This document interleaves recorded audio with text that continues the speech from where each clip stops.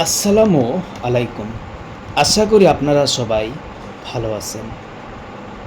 মানুষের জীবনের ভবিষ্যতে কি হবে তার ইঙ্গিত আল্লাহ পাক আমাদেরকে স্বপ্নের মাধ্যমে জানান। স্বপ্নের তাবির ভালো না হইলে অবশ্যই দান খয়রাত করা উচিত।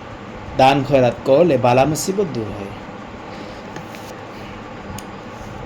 মানুষের স্বপ্নের কথা যোগ্য আলেমের কাছে বলা উচিত।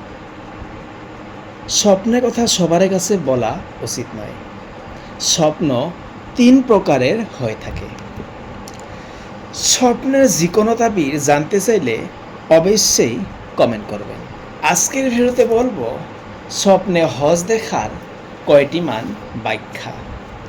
স্বপ্নে হজ করতে দেখলে স্বপ্নদ্রষ্টা হজ করার সৌভাগ্য লাভ করবে। স্বপ্নে কোনো রোগী হজ করতে দেখলে তার রোগ ভালো হবে। কোনো কৃষিজীবী স্বপ্নে হজ করতে দেখলে তার কৃষি ভালো হবে। কোনো ছাত্র হজ করতে দেখলে তার পরীক্ষা ভালো হবে।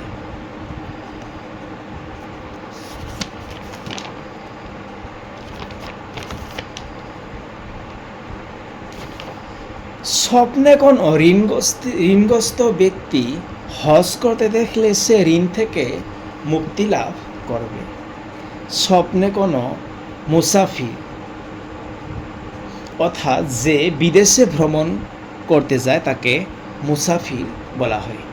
স্বপ্নে কোনো মুসাফির হজ করতে দেখলে সে নিরাপদে স্বদেশে ফিরে আসবে।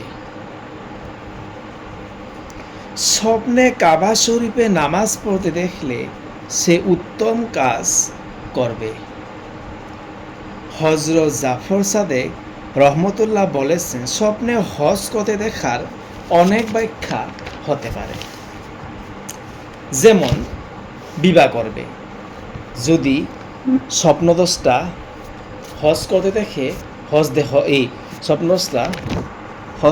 স্বপ্নদ্রষ্টা বিবাহ হতে পারে। দাসী বা গোলাম খরিদ করবে। যদি স্বপ্নদ্রষ্টা হজ করতে দেখে তাহলে দাসী বা গোলাম কিনতে পারে। ন্যায়পরায়ণ বাদশার সাথে সাক্ষাৎ লাভ করবে। স্বপ্নদ্রষ্টা হজ করতে দেখলে ভালো বাদশার সঙ্গে সাক্ষাৎ লাভ করবে। নেক কাজ করবে। হজ দেখলে স্বপ্নদ্রষ্টা ভালো কাজ করবে, উত্তম কাজ করবে, নেক কাজ করবে, অর্থাৎ দান করবে, মানুষের উপকার করবে। ৫ নম্বর সওয়াব বা প্রতিদান লাভ করবে। জ্ঞানীদের সান্নিধ্য লাভ করবে। স্বপ্নে যদি স্বপ্নদ্রষ্টা হজ করতে দেখে তাহলে স্বপ্নদ্রষ্টা জ্ঞানীদের সান্নিধ্য লাভ করবে। যদি ভিডিওটি ভালো লাগে তাহলে অবশ্যই শেয়ার করবেন। ভিডিও এইখানে। আল্লাহ হাফেজ।